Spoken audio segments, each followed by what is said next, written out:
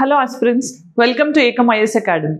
మీ అందరికీ తెలిసిందే 18th లోక్సభ ఎన్నికల ఫలితాలు వచ్చేసాయి. మరి ఎన్నికల ఫలితాలు అనేది ఏమి నిర్దేశించాయి అనేది ఈరోజు మనం డిస్కస్ చేద్దాం. అసలు దీని నుంచి మనం తెలుసుకోవాల్సింది ఏంటి? మీకు చూస్తే కనుక న్యూస్ పేపర్స్ అన్నిట్లో కూడా ఈ పార్టీకి ఇన్ని సీట్స్ ఇవన్నీ ఉన్నాయి. కానీ ఆస్పిరెంట్ పాయింట్ ఆఫ్ వ్యూలో మనం తెలుసుకోవాల్సింది ఏంటి? అసలు గవర్నమెంట్స్ ఎలా ఫామ్ అవుతాయి? ఏ పార్టీకి క్లియర్ కట్ మెజారిటీ రాని సిచ్యువేషన్లో ప్రెసిడెంట్కి డిస్క్రిషనరీ పవర్ ఉంటుందా, లేకపోతే ఆయన ముందుండే ఆప్షన్స్ ఏంటి? ఇవన్నీ కూడా ఈ వీడియోలో డిస్కస్ చేద్దాం. ప్రధానంగా మనం డిస్కస్ చేసేది ఏంటి ఇక్కడ టాపిక్ అనేది కోalition గవర్నమెంట్. ఎందుకు అంటే మోడీ గారు ఇప్పుడు 3వ ప్రధానమంత్రి అవ్వబోతున్నారు. కానీ దీంతో మనం ఈ పర్టికులర్ థర్డ్ టర్మ్ ని కంపేర్ చేస్తే first term second term different. ఎందుకు అంటే అప్పుడు బీజేపీకి ఎలోన్ గా సెక్యూర్డ్ మెజారిటీ అనేది వచ్చిందనమాట. ఎంత కావాలి అని అంటే 275 సీట్స్ అనేది కావాలి. సో ఆ పాయింట్ ఆఫ్ వ్యూలో అసలు మనం కోalition గవర్నమెంట్ అంటే ఏంటి, ఈ పరిస్థితుల్లో కోalition గవర్నమెంట్ అనేది దేశానికి ఎలా అడ్వాంటేజెస్ అండ్ డిసడ్వాంటేజెస్ అనేది డిస్కస్ చేద్దాం. దాంతోపాటు కాన్స్టిట్యూషనల్ ప్రొవిజన్స్ ఏంటి, ప్రెసిడెంట్కి ఏమైనా డిస్క్రిషనరీ పవర్స్ ఉన్నాయా, ఇంతకు ముందు ఎలా యూజ్ చేశారు, ఇవన్నీ కూడా డిస్కస్ చేద్దాం. సో ఫస్ట్ ఏంటి ఇక్కడ మనం డిస్కస్ చేస్తుంది ఎందుకు అంటే కనుక మీ అందరికీ తెలిసిందే, నిన్న వెలువడించిన ఫలితాల్లో ఏ పార్టీకి కూడా క్లియర్ కట్ మెజారిటీ రాలేదు. క్లియర్ కట్ మెజారిటీ అంటే ఎంత? ఇక్కడ 275 సీట్స్. ఎందుకు 275 అంటే కనుక మనకి 545 లోక్సభ సీట్స్ ఉన్నాయి కాబట్టి దీంట్లో మనకి 50% +1, ఇక్కడ అబ్సల్యూట్ మెజారిటీ ఇట్లా ఏం లేదు. 50% +1 ఏ పార్టీకి అయితే వస్తాయో, 50% అంటే 273 +1 274 సీట్స్, 275 సీట్స్ వచ్చిన పార్టీ గవర్నమెంట్ ఫామ్ చేసే ఛాన్స్ ఉంటుంది. మరి ఇక్కడ మనకి క్లియర్ కట్ మెజారిటీ రాని సిచ్యువేషన్లో ఏం చేయాలి అనేది మెయిన్ క్వశ్చన్ అనమాట. సో ఫస్ట్ మనం దీనికంటే ముందు తెలుసుకోవాల్సింది ఏంటి, కాన్స్టిట్యూషనల్ ప్రొవిజన్స్ ప్రకారం ఆర్టికల్ 53 ఏం చెప్తుంది? ఎగ్జిక్యూటివ్ పవర్ అనేది ఎవరి కింద ఉంటుంది సెంట్రల్ లెవెల్లో అంటే ప్రెసిడెంట్ ఆఫ్ ఇండియా చేతుల్లో ఉంటుందని చెప్తుంది. మరి ప్రెసిడెంట్ అనే వాళ్ళు ఏం చేస్తారు? ఆయన డైరెక్ట్గా కానీ ఆయన కింద ఉండే సబార్డినేట్ ఆఫీసర్స్ ద్వారా కానీ ఈ ఎగ్జిక్యూటివ్ పవర్ని యూజ్ చేయొచ్చు. సో ఇక్కడ ఎవరు ఉంటారు ప్రెసిడెంట్ కింద? మనకి council of ministers headed by the prime minister.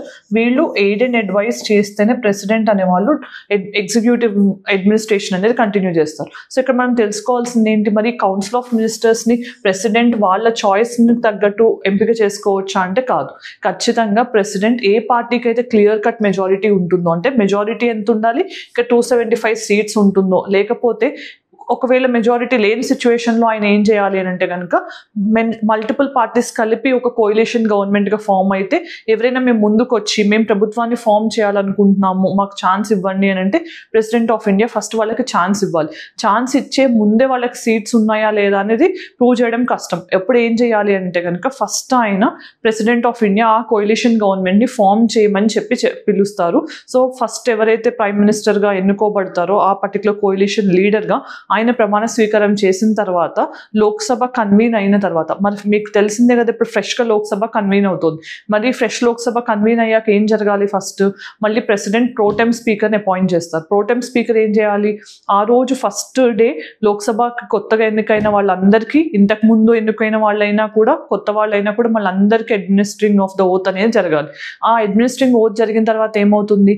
స్పీకర్ని ఎన్నుకుంటారు ఆ మెంబర్స్లోంచి. సో అప్పుడు ప్రోటెమ్ స్పీకర్ జాబ్ అనేది అయిపోతుంది. తర్వాత ఏం చేయాలి అంటే కనుక అప్పుడు మనం లోక్సభ హౌస్ని కన్వీన్ చేసి ఫ్లోర్ టెస్ట్ అనేది కండక్ట్ చేస్తారనమాట. ఫ్లోర్ టెస్ట్ అంటే ఏంటి? ఇక్కడ ఎంతమందికి అంటే పర్టికులర్ పార్టీ వీళ్ళు మేము గవర్నమెంట్ ఫామ్ చేస్తామని చెప్పారు కదా, మరి వీళ్ళకి మెజారిటీ అనేది ఉందా లేదా అనేది చెక్ చేయాలి కదా. ప్రెసిడెంట్ ఆఫ్ ఇండియా ఫస్ట్ వాళ్ళకి ఛాన్స్ ఇచ్చారు. ఆ ఛాన్స్ అనేది వాళ్ళు ఎలా మెజారిటీ అనేది ప్రూవ్ చేసుకోవాలి కాబట్టి అప్పుడు వీళ్ళకి ఫ్లోర్ టెస్ట్ కండక్ట్ చేయడానికి అవకాశం ఇస్తారనమాట. అప్పుడు వాళ్ళు ఆ మెజారిటీ ఉంది అని చూపించుకుంటేనే ఆ గవర్నమెంట్ అనేది కంటిన్యూ అవుతుంది. సో ఇది కాన్సెప్ట్. సో మనం ఫస్ట్ అర్థం చేసుకోవాల్సింది ఏంటి, కోalition గవర్నమెంట్కి ఎటువంటి కాన్స్టిట్యూషనల్ బ్యాకప్ లేదు. కానీ ఏ పార్టీకైనా మెజారిటీ లేకపోతే అప్పుడు వాళ్ళు ప్రీ పోల్ అలయన్స్ అయినా అవ్వచ్చు, లేకపోతే పోస్ట్ పోల్ అలయన్స్ అయినా అవ్వచ్చు, వాళ్ళు కోalition గవర్నమెంట్ని ఫామ్ చేయొచ్చు అనమాట. సో ఇది ఫస్ట్ థింగ్ మనం అర్థం చేసుకోవాల్సింది. మరి ఇంతకు ముందు మనకి కోalition గవర్నమెంట్ ఉన్నాయా అంటే ఫ్రమ్ 1960s అంటే లేట్ 1960s నుంచి 1980s కానీ 1990s 2014 వరకు కూడా, అంటే ఇంతకు ముందు ఫస్ట్ ఎన్డీఏ అధికారంలోకి వచ్చినప్పుడు అంతకు ముందు వరకు కూడా యూపీఏ కానీ అన్నీ కూడా కోalition గవర్నమెంట్సే ఉన్నాయి. అంటే ఏ పర్టికులర్ పార్టీకి ఎక్సెప్ట్ రాజీవ్ గాంధీ గారి టెన్యూర్లో తప్పించి ఆల్మోస్ట్ అన్ని పార్టీస్ కోalition గవర్నమెంట్స్ మీద రన్ అయినాయి. మరి కోalition గవర్నమెంట్స్ అనేది దేశానికి మంచిదా కాదా అంటే అగైన్ వాళ్ళకి వాటి ఓన్ అడ్వాంటేజెస్ డిసడ్వాంటేజెస్ ఉన్నాయి. సో ఈ ఫస్ట్ థింగ్ మనం అర్థం చేసుకోవాల్సింది ఏంటంటే, మీకు నీలం సంజీవ్ రెడ్డి గారు తెలుసు కదా, మన ఆంధ్రప్రదేశ్ నుంచి ప్రెసిడెంట్గా ఫస్ట్ తెలుగు వ్యక్తి కదా. ఆయన ఈ విషయంలో ఏంటంటే, ఆయన ప్రెసిడెంట్గా ఉన్నప్పుడు ఎలక్షన్ అనేది యునానిమస్గా జరిగింది. అంటే ఎవరు పోటీ చేయకుండా ఏకగ్రీవంగా ఎన్నికయ్యారు. తర్వాత ఏమైంది, ఆయన ప్రెసిడెంట్గా ఉన్నప్పుడు కోalition గవర్నమెంట్ ఫామ్ అవ్వడానికి ఎవరు క్లియర్ కట్ మెజారిటీతో లేకపోయేసరికి ఆయన ఏం చేశారు, ఆయన డిస్క్రిషనరీ పవర్ని యూజ్ చేసి, డిస్క్రిషనరీ పవర్ అంటే విచక్షణాధికారాన్ని యూజ్ చేసి అప్పుడు చరణ్ సింగ్ గారిని ఫామ్ చేయమని చెప్పి ఆయన అడగటం జరిగింది. సో అంటే ఏంటి, ఇక్కడ ఒకవేళ ఏ పార్టీకి క్లియర్ కట్ మెజారిటీ రానప్పుడు, అంటే హంగ్ అసెంబ్లీ, హంగ్ పార్లమెంట్ అంటాం కదా, క్లియర్ కట్ మెజారిటీ రానప్పుడు, లేకపోతే ఏ ప్రీ పోల్ అలయన్స్ కానీ పోస్ట్ పోల్ అలయన్స్ కానీ ఫామ్ అయ్యి మేము ఫామ్ చేస్తామని చెప్పి ముందుకు రాని సిచ్యువేషన్లో president of India discretionary power use చేయొచ్చు. సో ఇది మీరు తెలుసుకోవాల్సిన అంశం. మరి ఇంకా ఏ అంశాల్లో డిస్క్రిషనరీ పవర్స్ ప్రెసిడెంట్కి ఉంటాయి అంటే కనుక, జనరల్గా హౌస్ని డిజాల్వ్ చేసేటప్పుడు ఉంటాయి. ఒకవేళ ప్రైమ్ మినిస్టర్ అనే వాళ్ళు ఎవరైనా చనిపోయి నెక్స్ట్ ఆబ్వియస్ సక్సెసర్ లేనప్పుడు కూడా ఆయనకి డిస్క్రిషనరీ పవర్స్ అనేవి ఉంటాయి. సో ఇక్కడ మనం అర్థం చేసుకోవాల్సింది ఏంటి, ప్రెసిడెంట్ ఆఫ్ ఇండియాకి ఎప్పుడైతే అలయన్సెస్ ముందుకు రావో అప్పుడు డిస్క్రిషనరీ పవర్ ఉంటుంది. కానీ ఇక్కడ ఏమైంది, బీజేపీకి క్లియర్ కట్ మెజారిటీ అంటే 275 మార్క్ ఒక్క పార్టీకే రాలేదు కాబట్టి అదర్ పార్టీస్ అంటే టీడీపీ కానీ జేడీయూ హెల్ప్ తీసుకుని ఇప్పుడు మోడీ గారు అధికారంలోకి వస్తున్నారు. సో ఇక్కడ డిస్క్రిషనరీ పవర్కి ఛాన్స్ లేదు. వాళ్ళు ముందుకు వస్తున్నారు కాబట్టి ఫస్ట్ వాళ్ళని గవర్నమెంట్ ఫామ్ చేయనిచ్చి తర్వాత మెజారిటీ అనేది ప్రూవ్ చేసుకోవడానికి ఛాన్స్ ఇస్తారు. సో మెజారిటీ ఉన్నంత వరకు వాళ్ళు కంటిన్యూ అవుతారు. ఎందుకు అంటే మనకి ఆర్టికల్ 75 క్లాస్ 3 ప్రకారం ఏంటి, council of ministers are collectively responsible to the house of people, that is Lok Sabha. వాళ్ళకి కలెక్టివ్ రెస్పాన్సిబిలిటీ అనేది ఉంటుంది. మెజారిటీ అనేది ఎప్పుడైతే లోక్సభలో మెయింటైన్ అవుతుందో అప్పటి వరకు వాళ్ళు అధికారాన్ని ఎంజాయ్ చేయగలరు. సో ఇది మనం గుర్తుపెట్టుకోవాల్సిన అంశం. తర్వాత ఇంకొక విషయం తెలుసుకోవాల్సింది ఏంటి అంటే, ఇప్పుడు ప్రధానమంత్రిగా ఉన్న నరేంద్ర మోడీ గారు ఈరోజు రెసిగ్నేషన్ సబ్మిట్ చేశారు. రెసిగ్నేషన్ ఎందుకు సబ్మిట్ చేశారు అని అంటే కనుక, మళ్ళీ ఫ్రెష్గా గవర్నమెంట్ ఫామ్ చేసేటప్పుడు ఆయనే ఫామ్ చేస్తున్నా కూడా రెసిగ్నేషన్ ఇస్తే ఈ పర్టికులర్ గవర్నమెంట్ని ఎండ్ చేస్తున్నట్టు. తర్వాత మళ్ళీ 8th రోజు ఓత్ తీసుకుంటారని చెప్పి మీడియా రిపోర్ట్స్ వచ్చాయి. సో ఆ రోజు మళ్ళీ ఫ్రెష్గా ఆయన ఓత్ తీసుకున్న తర్వాత కౌన్సిల్ ఆఫ్ మినిస్టర్స్ అనే వాళ్ళని ఎవరిని ఎంపిక చేసుకోవాలనేది కూడా ప్రైమ్ మినిస్టర్ ప్రెసిడెంట్కి సూచిస్తారనమాట. అప్పుడు మాత్రమే గవర్నమెంట్ ఫ్రెష్గా ఫామ్ అవుతుంది. సో ఇది జనరల్గా జరిగే ప్రాసెస్.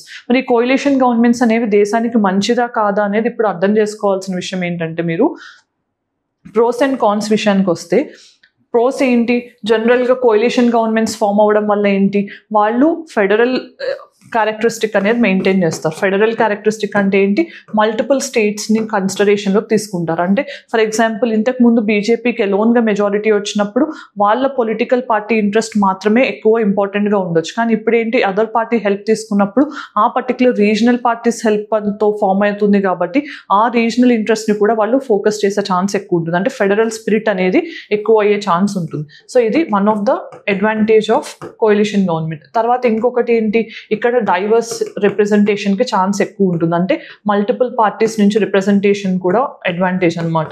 దాంతోపాటు ఈ గవర్నమెంట్స్ వల్ల అడ్వాంటేజ్ ఏంటి అంటే కనుక, మనకి మల్టిపుల్ నీడ్స్ అనేవి అడ్రస్ అవుతాయి అన్నమాట. మల్టిపుల్ నీడ్స్ అంటే ఏంటి, మల్టిపుల్ రీజన్స్ నుంచి మల్టిపుల్ రిప్రజెంటేటివ్స్ ఉంటారు కాబట్టి మల్టిపుల్ ప్రాబ్లమ్స్కి సొల్యూషన్స్ అనేవి మనకి కోalition గవర్నమెంట్స్ ద్వారా అడ్వాంటేజెస్గా కనిపిస్తాయి. తర్వాత క్రాన్స్ విషయానికి వచ్చేసరికి ఏంటి, మరి కోalition గవర్నమెంట్స్ అనేవి స్టేబుల్ అంటే కాదు. సో ఇవి స్టేబుల్ కాదు, అన్స్టేబుల్ గవర్నమెంట్స్ అనమాట. అంటే జనరల్గా కోalition గవర్నమెంట్స్ కూలిపోయే ఛాన్సెస్ ఎక్కువ ఉంటాయి. ఎందుకు అంటే, ఎప్పుడైనా ఒక పార్టీ ఏదైతే సపోర్ట్ చేసిందో వాళ్ళ ఇంట్రెస్ట్ని సపోర్ట్ చేయనప్పుడు మేజర్గా గవర్నమెంట్ అనేది వాళ్ళు మెజారిటీని విత్డ్రా చేసుకుంటామంటారు. అంటే వాళ్ళ మెంబర్షిప్ని సపోర్ట్ చేసిన దాన్ని విత్డ్రా చేసుకుంటాం అనేసరికి ఏమవుతుంది, అప్పుడు గవర్నమెంట్ అనేది కూలిపోయే ఛాన్స్ ఎక్కువ ఉంటుంది. దాంతోపాటు ఏమవుతుంది, ఇక్కడ రీజనలిజం అనేది డామినేట్ చేస్తుంది. ఫర్ ఎగ్జాంపుల్ మీకు గుర్తుంటే కనుక, యూపీఏ హయాంలో మనకి తమిళనాడు విషయంలో, శ్రీలంక ఫిషర్మెన్ విషయంలో తమిళనాడు అనేది అప్పుడు డిఎంకే పార్టీ అనేది యూపీఏలో మెంబర్గా ఉండింది కాబట్టి అప్పుడు వాళ్ళు ఖచ్చితంగా శ్రీలంక ఇండియా బైలాటరల్ టైస్లో వాళ్ళ ప్రెషర్ని ఎగ్జర్ట్ చేసేవాళ్ళు. అంటే రీజనల్ ఆస్పెక్ట్స్ అనేవి నేషనల్ పాలిటిక్స్ని కూడా ఇన్ఫ్లుయెన్స్ చేసే ఛాన్స్ ఎక్కువ ఉంటుంది కోalition పాలిటిక్స్లో. తర్వాత మీకు ఇంకొక ఎగ్జాంపుల్ ఏంటి, తీస్తా రివర్ వాటర్ డిస్ప్యూట్. దాంట్లో కూడా బెంగాల్ బంగ్లాదేశ్ విషయంలో కూడా ఇండియా బంగ్లాదేశ్ రిలేషన్స్లో కూడా తీస్తా రివర్ వాటర్ డిస్ప్యూట్ ఎప్పుడైతే డిస్కషన్స్లోకి వస్తుందో అప్పుడు వెస్ట్ బెంగాల్ నుంచి మమతా బెనర్జీ గారు కూడా ఇన్ఫ్లుయెన్స్ అనేది ఎక్సర్ట్ చేస్తారనమాట. దానివల్ల ఏమవుతుంది, ఇక్కడ రీజనల్ ఇష్యూస్ అనేవి కూడా నేషనల్ పాలిటిక్స్ని ఇన్ఫ్లుయెన్స్ చేసే ఛాన్స్ కూడా ఉంటుంది. ఇది ప్రోస్ అండ్ కాన్స్. తర్వాత ఇంకొక కాన్ ఏంటి అని చెప్పొచ్చు అంటే కనుక ఈ గవర్నమెంట్స్ అనేవి జనరల్గా ఎప్పుడు కూలిపోతాయో తెలియదు కాబట్టి వాళ్ళ అడ్మినిస్ట్రేటివ్ థింగ్స్ అనేవి కూడా కంటిన్యూటీ అనేది ఉండకపోవచ్చు. కంటిన్యూటీ అనేది మిస్ అవుతుంది, అడ్మినిస్ట్రేటివ్ కంటిన్యూటీ అనేది మిస్ అవుతుంది. ఓకే, సో ఇవన్నీ కూడా కాన్స్ అన్నమాట. ఇప్పుడు కోalition గవర్నమెంట్ ఫామ్ అయితే ఇది గవర్నమెంట్ ఎన్ని రోజులు ఉంటుంది అని అంటే ఎన్ని రోజులు, ఇక్కడ పర్టికులర్ టైం మీరు ఎప్పుడైనా కూడా క్వశ్చన్ అనేది టర్మ్ ఆఫ్ ద ప్రెసిడెంట్ కానీ term of the prime minister కానీ కౌన్సిల్ ఆఫ్ మినిస్టర్స్ అని అడిగితే most of the students 5 years అని చెప్తారు, కానీ 5 years కాదు.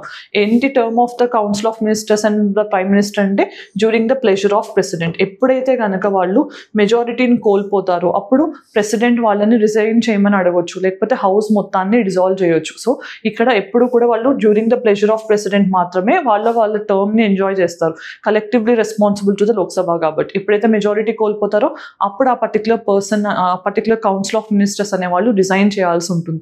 ఇది constitutional provision. So term of the office of prime minister అనేది నాట్ 5 years. ఇంకోటి మీరు తెలుసుకోవాల్సింది, ఫస్ట్ ప్రైమ్ మినిస్టర్ ఓత్ తీసుకుంటారు, ఓత్ తీసుకున్న తర్వాత ప్రైమ్ మినిస్టర్ డిసైడ్ చేస్తారు ఎవరైతే మినిస్టర్స్గా సెలెక్ట్ అవ్వాలో వాళ్ళని నామినేట్, ఎవరికి ఏ పోర్ట్ఫోలియో ఇవ్వాలి లేకపోతే ఈ పర్టికులర్ పర్సన్ మినిస్టర్ అవ్వాలి అనేది ప్రెసిడెంట్కి ప్రైమ్ మినిస్టర్ చూసిస్తారు. అది కూడా ప్రెసిడెంట్ డిస్క్రిషనరీ పవర్ కాదు, again on the advice of council of ministers and the prime minister మాత్రమే అవన్నీ జరుగుతాయి. సో ఇక్కడ మనకి రియల్ ఎగ్జిక్యూటివ్ ఎవరు, prime minister headed by the council of ministers. వీళ్ళిద్దరూ మనకి అంటే council of ministers headed by the prime minister, వీళ్ళు ఎగ్జిక్యూటివ్ హెడ్గా ఉంటారు.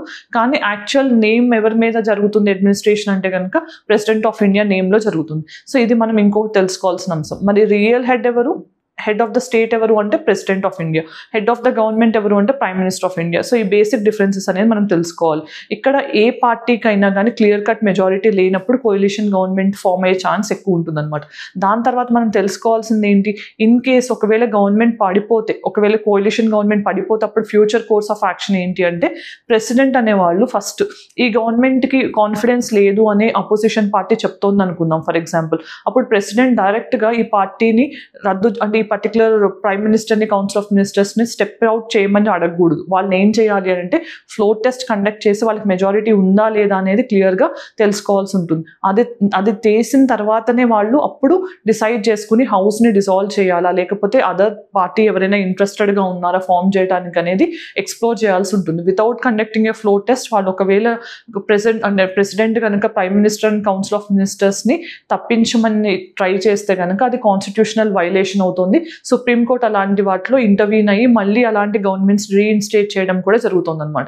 సో ఇది మనం తెలుసుకోవాల్సిన అంశం. సో ఇక్కడ ఫస్ట్ ఇప్పుడు ఏం జరుగుతుంది, కోalition గవర్నమెంట్ ఫామ్ అవుతుంది కాబట్టి వీళ్ళు ఫస్ట్ ఓత్ తీసుకుంటారు under schedule 3 of Indian constitution.